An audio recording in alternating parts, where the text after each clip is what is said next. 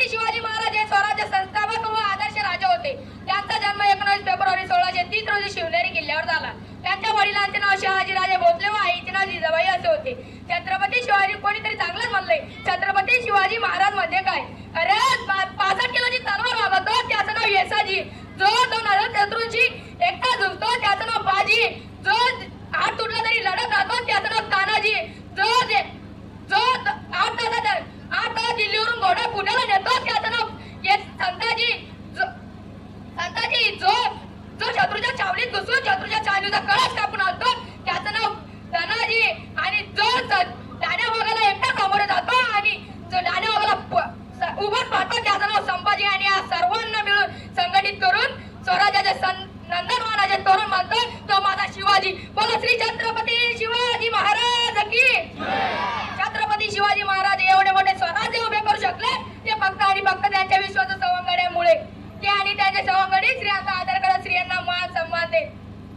जेव्हा छत्रपती शिवाजी महाराजांनी शाहिस्ते खानाची बोटं छाटली तेव्हा शाहिस्ते खान इकडे तिकडे पळत होता.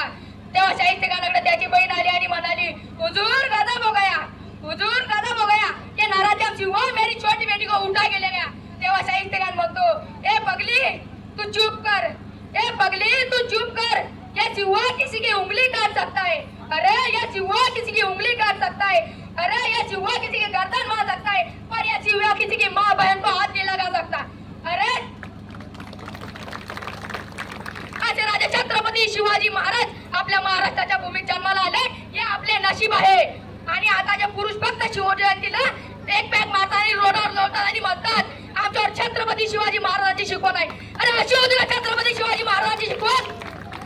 हा, छत्रपती शिवाजी महाराजांची शिकवण आधीच्या सोने आणि चांदी सारखी होती. छत्रपती शिवाजी महाराजांवर संस्कार केले ते आणि त्यांची आई राजमाता जिजाऊंनी.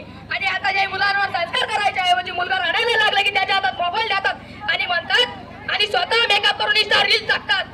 अरे राजमाता जिजाऊंनी छत्रपती शिवाजी महाराजांच्या हातात खेळण्यात आल्याच्या ऐवजी तलवार दिली.